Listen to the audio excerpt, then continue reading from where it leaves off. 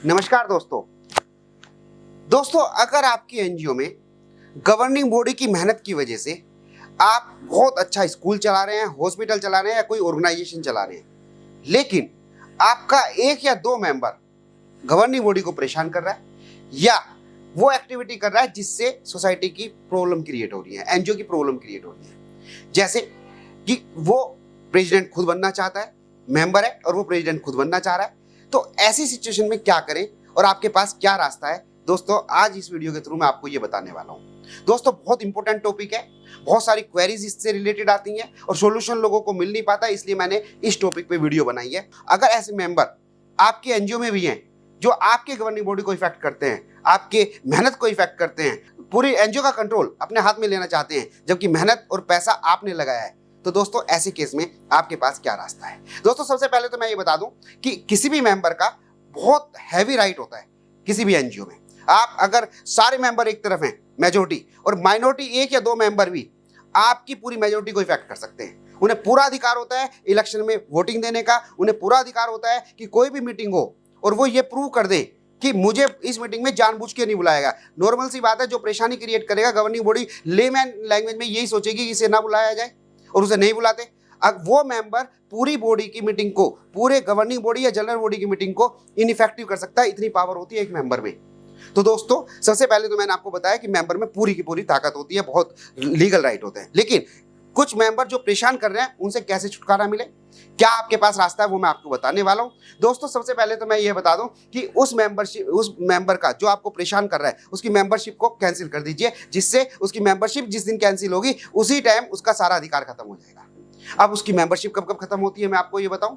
किस सिचुएशन में खत्म होती है। अपना आप तो मेंबरशिप खत्म कर नहीं सकते गवर्निंग बॉडी, क्योंकि मेंबरशिप अगर उसे खत्म करनी है तो वो रेजिग्नेशन देगा, आप उसे एक्सेप्ट करेंगे तब वो बाहर जाएगा, और वो बाहर जाएगा नहीं, वो तो आपको परेशानी क्रिएट करेगा। तो मैं आपको वो सिचुएशन बता रहा हूं दोस्तों आज कि किन किन सिचुएशन में गवर्निंग बॉडी के पास पूरी पावर होती है कि कोई व्यक्ति अगर ना भी चाहे कि मेरी मेंबरशिप खत्म हो तो भी किन सिचुएशन में गवर्निंग बॉडी रेजोल्यूशन पास करके उस मेंबर को अपने यहां से हटा सकती है। सबसे पहले उसकी डेथ होने पर, अगर डेथ हो गई फिर तो कुछ बचा ही नहीं। तो पहला ऑप्शन तो बड़ा सिंपल है कि अगर किसी मेंबर की उसकी डेथ हो जाती है तो गवर्निंग बॉडी को राइट है कि उसका राइट खत्म हो गया, अब उसे परेशान नहीं करेगा। लेकिन यहाँ पे मैंने ये पॉइंट क्यों कहा, क्योंकि डेथ होने पर तो वो मेंबर वैसे ही खत्म हो जाता है। दोस्तों, उसका लीगल हायर, उसका बेटा या उसका लीगल हायर वो कोशिश करेगा उसका जो फादर के जो राइट है वो उसे ट्रांसफर हो जाए। तो मैं यहाँ पे आपको ये बताना चाहूंगा कि अगर कोई मेंबर है और वो एक्सपायर हो जाता है, डेथ हो जाती है, तो उसके लीगल हायर को इसमें कोई भी राइट नहीं होता, या तो वो मेंबर है या नहीं है। मैंने पहले वीडियो में भी बताया था उसकी मेंबरशिप ट्रांसफर नहीं होती,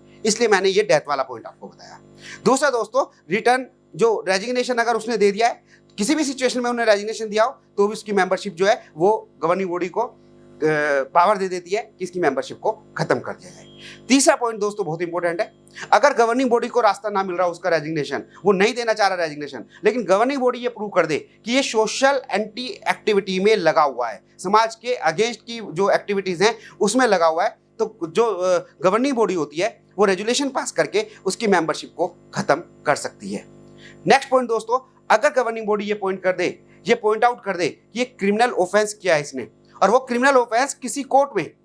डिसाइड हो चुका है कि इसके अगेंस्ट क्रिमिनल ऑफेंस है, तो गवर्निंग बॉडी रेजुलेशन पास करके बिना उसकी मर्जी के भी उसे बाहर का रास्ता दिखा सकती है। अगर दोस्तों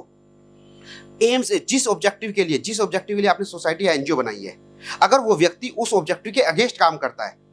तो भी गवर्निंग बॉडी को राइट है कि उसे बाहर का रास्ता दिखा दे, चाहे उसकी मर्जी हो या ना हो। दोस्तों, मैंने आपको बताया था कि एनजीओ की कैटेगरी में मिनिमम मीटिंग करनी होती है, एक साल में 4 मीटिंग या एक साल में 1 मीटिंग जनरल बॉडी की करनी होती है। अगर कोई मेंबर आपका, चाहे वो गवर्निंग बॉडी का मेंबर हो चाहे वो जनरल बॉडी का मेंबर हो, 3 मीटिंग में कंसेक्यूटिव 3 मीटिंग में नहीं आता,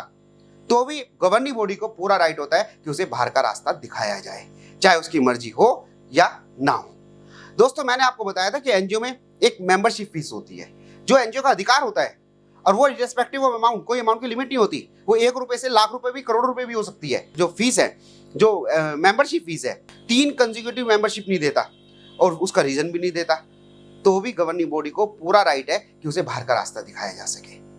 अगर वो रूल रेगुलेशन के हिसाब से काम नहीं कर रहा तो भी उसे बाहर का रास्ता गवर्निंग बॉडी दिखा सकती है। दोस्तों बहुत सारी क्वेरीज आती हैं, बहुत सारे प्रैक्टिकल केस आते हैं, इसलिए मैंने ये वीडियो बनाई सो दैट आप भी इस चीज़ से बच सके। मेरा ऑब्जेक्टिव है कि आपकी इग्नोरेंस की वजह से आपको लॉस ना हो, मेरे व्यूअर, मेरे पार्टिसिपेंट को इस चीज़ के, इस सिचुएशन को फेस ना करना पड़े। तो दोस्तों अगर आपके साथ भी कोई ऐसे मेंबर है तो मैंने आपको इस नॉलेज जो शेयर करी है इसके बेस पर आप उसे बाहर का रास्ता दिखा सकते हैं और आप अपनी एनजीओ को बड़े रिलैक्स के, बड़ी एनर्जेटिक और एंथुसियाज्म के साथ रन कर सकते हैं। तो दोस्तों मुझे उम्मीद है कि आपको ये इन्फॉर्मेशन बहुत अच्छी लगी होगी, वैल्यूएबल होगी। अगर इससे रिलेटेड आपका कोई क्वेश्चन है तो आप मुझे व्हाट्सएप पे या कमेंट में जरूर लिखिएगा। मैं कोशिश करूंगा कि आपके सारे आंसर देने के लिए, जिससे आपको हेल्प मिल सके। Thank you so much.